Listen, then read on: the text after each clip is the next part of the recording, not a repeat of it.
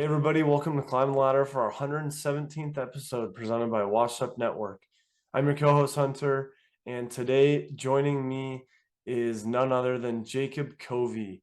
And I guess I could now say a family member because he is related to my wife. He is Hannah's cousin. And I'm really glad to be doing a live recording with him today in person. As always, don't forget to subscribe, rate, and review us on iTunes and Spotify. Plus, you can see us when you head over to YouTube.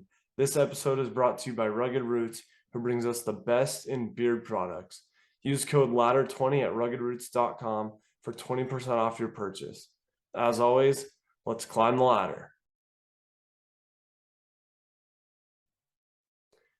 Well, Jacob, thanks for being here today. Of course, I'm glad to be here. Yeah, it's a good time of the year for baseball, for sports. I would say that this is the best time of the year to be a sports fan. Oh yeah, it's the best. You get just two sports now, but it'll be three sports here shortly with basketball coming up. Yeah, basketball's coming up. We usually bring on a lot of guests for basketball because we're not as well versed in that. Yeah. With diving into mostly baseball and football. Yeah. We're almost bigger football fans than baseball, but obviously it's primarily a baseball podcast. Baseball's still a great sport. Yeah, and so you get college football, NFL, and baseball end of the regular season into the playoffs, which we're going to touch on here. We're going to touch on some Seahawks football. You went to a game. I went to the home opener last year. Yeah. But this one, just from watching on TV, it was off the rails. I'm sure, yeah, nothing like the one I went to. So we'll dive into that, and then we'll end it with a couple segments. How does that sound? Sounds fantastic. All right. Well, like I said, the baseball playoffs are shaping up. We have a couple teams have clinched, and the Mariners are right in there for the running to break the 21-year streak. And just so the listeners know, how old are you? I'm 21. This guy is 21 years old. He has not been alive since the Mariners last made the playoffs. Nope. I'm only 25, and so I don't even remember watching them on TV. You know, I just watched the stuff on YouTube about when they were good, Ichiro's rookie season. Yeah. Crazy to think that you were born the same year that Ichiro was a rookie, and the Mariners won 116 games. I didn't even know that. That's cool. That's wild. No, I've always loved to Ichiro. Put it in perspective. Yeah. Yeah. Also pretty cool, as everybody can see behind us. This is Jacob's great grandpa's baseball and bat collection of Mariners memorabilia. So pretty cool to have him here sitting down, chopping it up today. But we'll get into the rest of the playoffs, and we'll end it with the Mariners because that's what we're most excited about. Yeah. Making history right here, breaking the streak for the longest professional sports playoff drought across all four major sports. Is it? Longest of MLB, NFL, NBA, and NHL. Oh. So we're about to make history. Jacob's here for it. But before we get into the Mariners, one team that has clinched the playoff berth, but is still working on clinching their division in the National League is the Mets. And the New York Mets clinched their berth for the playoffs as Max Scherzer, their ace pitcher, got his 200th win of his career. Nice. Pretty cool. It's a milestone. For a stud that, talk about a milestone. A lot of milestones. I mean, I don't know if you've been following the Albert Pujols home run chase. I've seen some numbers, yeah. The chase for 700. Yeah. So he's at 698 right now. By the end of this week, he'll either hit 699 and then into the weekend, 700, or it could be Thursday or Friday as this episode comes out. So some pretty crazy stats going on around the league. But to have Max Scherzer be part of this rebuilding that the Mets have done really in the last few years. They hired a new owner, as a lot of the fans know, Steve Cohen. And this is really like, hey, we put all of our chips in. Yeah. Let's go for it. Make it or break it. Yeah. Make it or break it. And it's just like the Rams did in the NFL last year. Yeah, exactly. They shelled out the money and they went for it. They got the guys, and then they got the championship. That's how you do it. That's how you do it. I mean, well, these days. Yeah. Well, especially NBA, which you mentioned. I mean, everybody goes to all these super teams for like 2 years at a time. Rotate, everybody changes teams. Yeah, seriously. So, but it's cool to see it for the Mets coming together. They have a chance now going into the playoffs. Somebody else on the Mets who is excited, watch an interview with him, is Jacob deGrom, another one of their pitchers. I like that guy. Yeah, he's good. I mean, a lot of talent. They went after these guys. They got him. He's been a part of the team who hasn't been in the playoffs with that Mets organization since 2015. And so for us, we were just talking about the Mariners. Yeah. Like, doesn't sound like a long time, but for teams with a good track record, that 5 years is those years add up, especially with the COVID year, and that seems like forever ago. Jeez. So yeah, deGrom's excited, Scherzer's excited, but moving it a little more close to home with the Astros, who we just looked at their standings, and you're like, holy crap! 99 wins. That's pretty impressive. Yeah, and the season's not even over. I mean, they're untouchable. Like at this point, the Mariners, we know we're not going to win the AL West because of how good they are, but the Astros clinched the AL West, and not only the division, but they're the top team in the American League, which for a while we thought was going to be the Yankees. Yeah. Because the Yankees have been on fire. Yeah. But the Astros kept their foot on the gas, and they're going for it. So they got the division, and they got the first round bye. So just a recap for everybody. 3 teams, the division winners, will clinch their playoff berth, and only 2 will clinch a first round bye. Yep. The third place team in the American League will play one of the 3 wild card teams. So the top 2 wild card teams, which we're hoping the Mariners are one of those, they're up from the third place wild card team last week. The top 2 wild card teams clinch home field advantage. Oh, okay. So that'd be awesome. I mean, you've been to a couple Mariners games this year. Those are fun too. So fun. I mean, the stadium's electric. Yeah, when it's underrated. It is underrated. It's one of the best ballparks. Yeah, by far. You get 45,000 rocking fans there. I mean, it's electric. The place is shaking. Yeah. We'll do usually we save this for a segment at the end, but just because we're on Safeco Field, not T-Mobile Park, but it'll always kind of be tomato potato. It's the same thing. So one of our segments is Ballpark Eats. Yeah. And so if you're going to the Mariners game, what's on your menu? Like, money's not an object, dude. What are you're walking into the stadium? What are you getting? It's a hot dog every time. Hot dog, and then if I gotta go back for seconds, like if I didn't eat earlier that day, nachos. I'm a nacho kind of guy. Oh, but spicy with like all the jalapenos and stuff on there. Yeah, that's a go-to too. One thing that the Mariners do right at that ballpark is you get the helmet nachos. Yeah, the little plastic Mariners helmet. Yeah, you take the thing home. Oh yeah, take it home. Wear it. You wash the cheese out. Oh yeah, hopefully you wash it before you put it on. Yeah. Are you going for any of?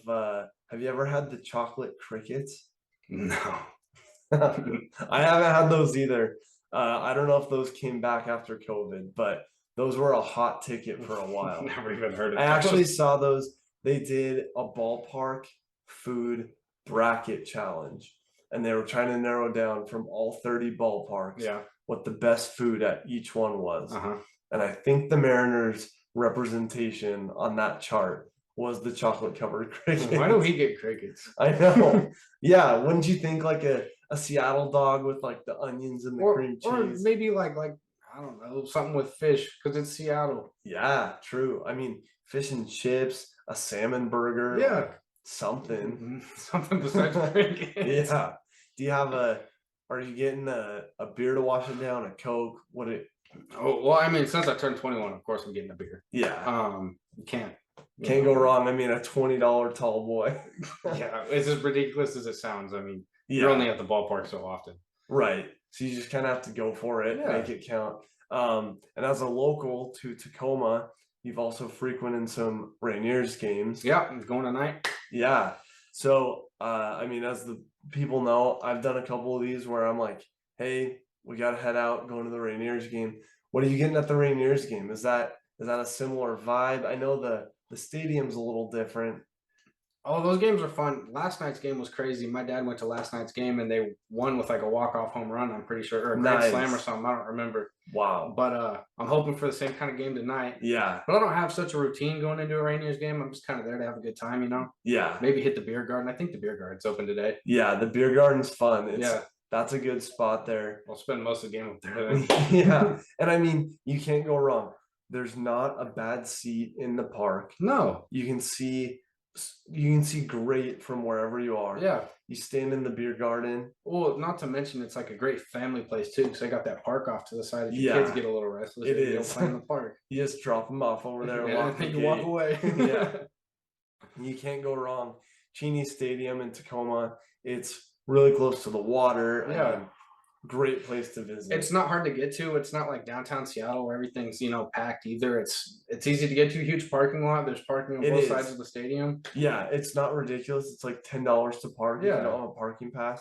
It's not like 50 if you're going to a Mariners game. No. Yeah. Or they're pushing 80 the closer you get to the stadium. Jeez, it's brutal. I know, it hurts. Well, it's either you pay like $100 or you walk like 6 miles. Yeah, you're gonna get your steps in that day. Not to mention all the like stairs up into the stadium and around. And, Yeah, if you got a nosebleed ticket, yeah. they hand you a pack of tissues on your way up. Some Advil for your knees. Yeah, and you're right about the Rainiers at Cheney Stadium. Great parking, really accessible. Yeah. And you don't have to hike very far. No. You can't go wrong. Yeah, I think this is the last week of the Rainier Stadium. I know this is the last day for season ticket holders to redeem their tickets. I know they get like they get tickets for this weekend are a little bit cheaper for them, but they don't get tickets to those games. Got it. Good to know. Hey, you heard it here first. Season ticket holder, you get the inside scoop there. Well, just moving through this, we got to talk some Mariners ball. They've been on fire. I don't know if you get to watch the games, if you have cable that watches those, or if you hear them on the radio. Ooh, sometimes I hear them on the radio. I listen to a lot of sports podcasts only. I keep up with the Mariners like that. Nice. Yeah. Yeah, I do the same primarily with podcasts. Even though we have streaming here, you can't stream the Mariners games, which sucks. Yeah. So don't usually get to watch it, but I'll throw it on the radio, especially if there's a day game at work. That's my favorite. Oh, yeah. Throw a day game on. So they played, I think it was Monday of this week. They played in Los Angeles, had a day game. Yeah. And I turned it on in the 4th inning. Then in the 5th inning, Carlos Santana steps up to the plate. It's a grand slam. And then 2 innings, the next inning, Ty France steps up, hits a 3-run homer. And then Carlos Santana goes up the next inning, switch hitter, hits a solo home run from the other side of the plate. And he joins only 3 other Mariners to ever do that. Talk about skill. Yeah. I could barely hit a ball when it's like tossed to me. Yeah. And we'll get into that later. That's a little preview for the people. But Jacob did step up to the plate for my team this season. So wait for that. We'll get into that. But just on the Mariners playoff push, their pitchers are healthy, their players are healthy. Carlos Santana has 7 home runs in the last 9 games. And that ties in with something that I listened to a podcast that kind of clips some of the post game and like the post game interviews, interviews, game footage, and exactly. Yeah. And one thing that the manager Scott Service was saying is that it's good to be consistent and get guys on base, but they've stranded too many guys on base this season that their production has really come from home runs. Yeah. And so to have a guy like Santana consistently hitting, not just hitting the ball, but hitting home runs. Yeah, getting RBIs. Yeah. Yeah. You got to get the guys around. Uh-huh. And I mean, after all, home runs are the most electric thing. Yeah, no, it's like the most fun you've ever had. Some Yeah. guy hits a single, you're like, oh, that was tough. Like, I could never do that, but like, cool. And then some dude hits a home run, and everybody's on their feet screaming, throwing popcorn. Yeah, you like toss a beer, toss your popcorn. Yeah, the guy behind you stands up too quick and dumps a beer on you. You're not even mad because they hit a home run. Right, everybody's happy. You can't be mad at him. Or the guy that catches the baseball in the beer cup. Hold the baby. And then hold the baby. I think that was at a Mariners game last season. Was it? Yeah, I think like actually. Catches it and catches the ball in the beer cup and then chugs the rest of the beer. Yeah, no. Yeah. So all around good production.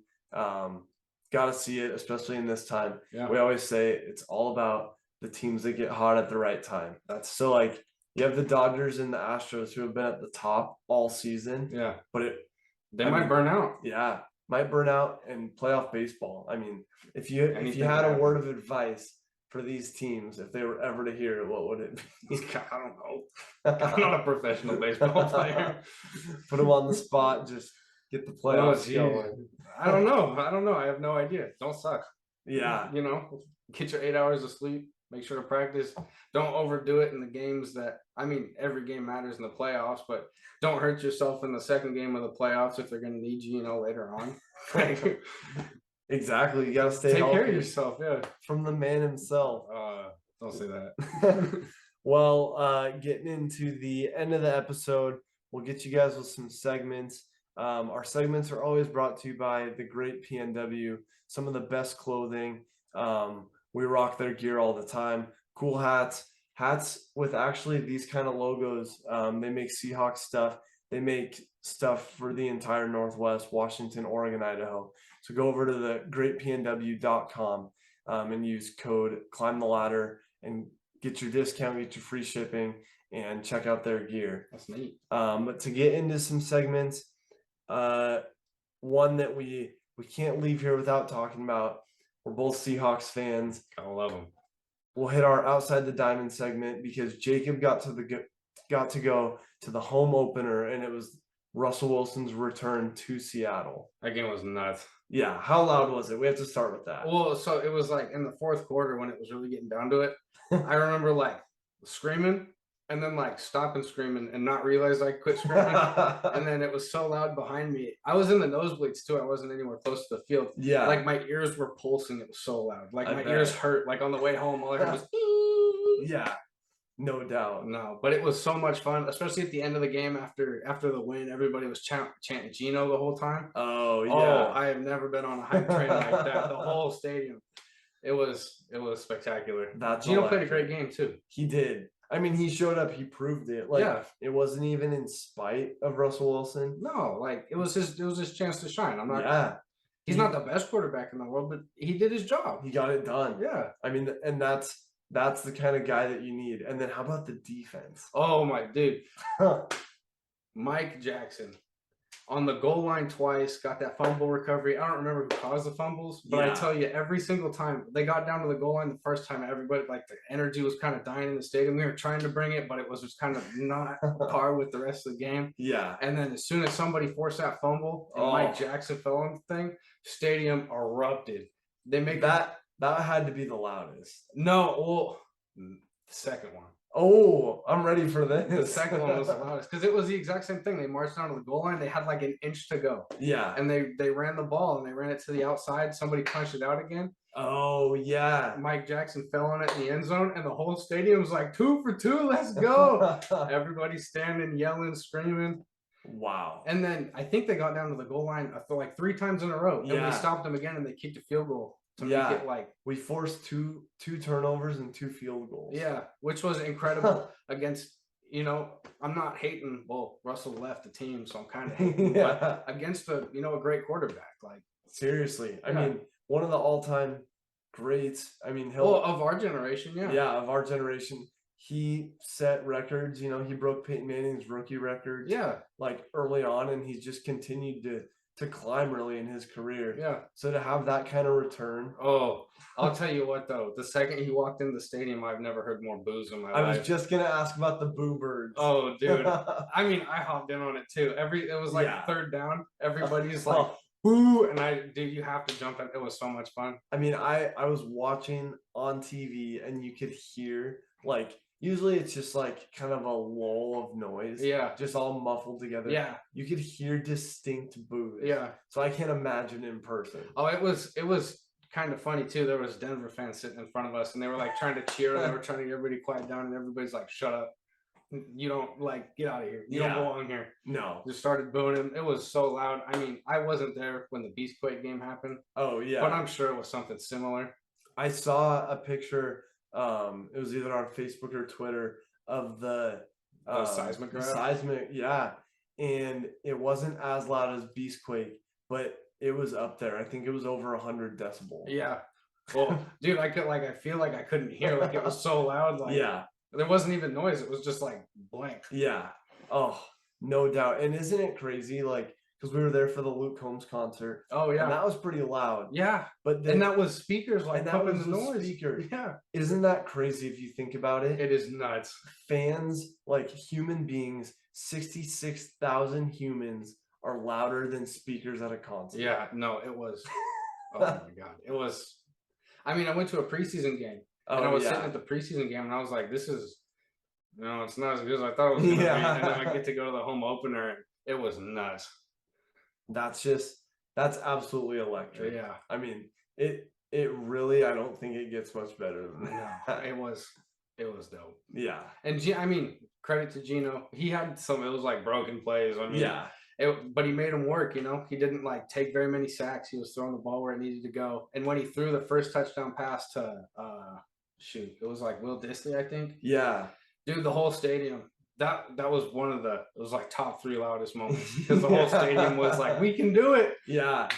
Because I mean, honestly, a lot of people doubted the Hawks. Oh, everybody was counting us out. Everybody. Nobody thought we had a chance. And to get the lackluster performance out of Russell Wilson, and you're paying him like $40 million a year. Oh. And he threw 1 touchdown in the game against us and then 1 last week against the Texans. Yeah. That's concerning.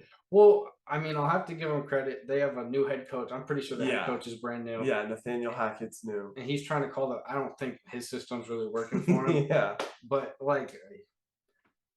they're going to break the rust off here pretty soon. Yeah. Yeah. I think they'll open up in the middle of the season. I hope they don't make it very far in the playoffs. Right. So most importantly, the over-under for the Seahawks on the season win total was 6.5. What do you think? Jeez, that was higher than mine. When I first looked at the schedule, I was like 4, maybe 5. But but kind of looking back and seeing how we played against Denver, and we're playing Atlanta this weekend. Yeah, I'm thinking, I don't know, 7 or 8. Hopefully we break 500. Yeah, but right around the 500 range. I'm with you. Definitely taking the over on that. Mm-hmm. And I like 8. 9 would be cool. 9 would be awesome. 9 would be really good. I mean, the 49ers just lost Trey Lance. Dude, I felt bad. That was rough. Yeah. And the Cardinals, we'll see. I don't know. That new Call of Duty just dropped. Kyler You know it. You know it. Oh, he's been up to date for sure. Yeah, he's what was it? The beta was this weekend. I don't know what the release dates were, but I was scrolling through Instagram and I saw new Call of Duty dropped. And I saw that. I was like, there goes Kyler. Yeah, he's not watching 2 games into the season. Yeah, count him out. He's done. So we might have some sort of shot at the wild card. Hopefully. For the West. I mean, forever ago we made it at 7 and 9 or whatever. 7 and 9. That was it. And now we added 1 more game to the season. Yeah. So even better shot. Hopefully. Yeah. So we'll see. Hey, right here, we're looking at 8 wins. We'd take it. We'd love 9. Yeah. 10 would be a stretch goal, but you gotta set goals. Set it somewhere. Yeah, you gotta reach for something. Yeah. Hey, if it's not a goal, if it's not out of reach, it's not a goal. Yeah, exactly. Right? It'd be too easy. Yeah.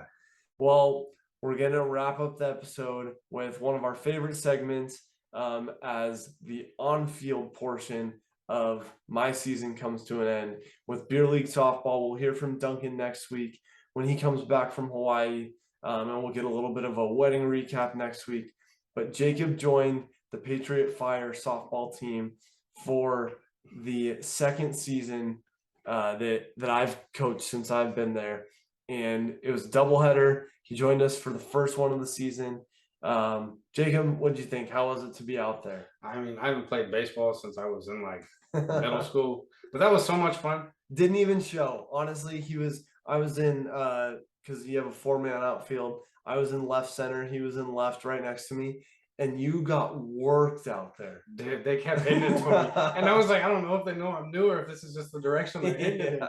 But I was flying. I was trying to run as quick as I could. He was running all over. I was gassed after the first game. I was sitting there wheezing. Yeah. You definitely had your wheels going. Yeah. I was gonna say I felt a lot more comfortable in the outfield than I did going up to plate. I don't give those guys enough. I walked up there, I was like, my teeth were chattering. Yeah.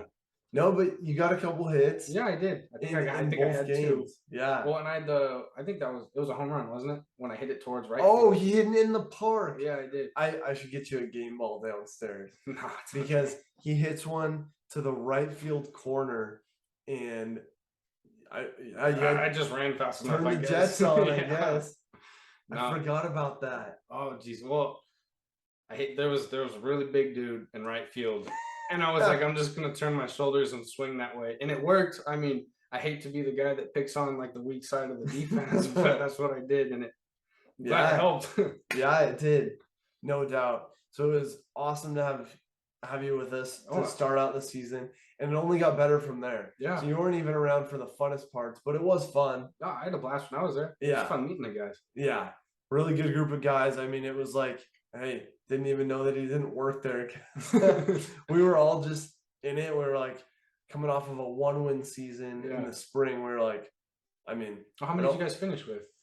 So we won 1 last season and we won 4 this year. Okay. So getting 4 better. wins. Yeah. So we ended the season with a doubleheader that we swept.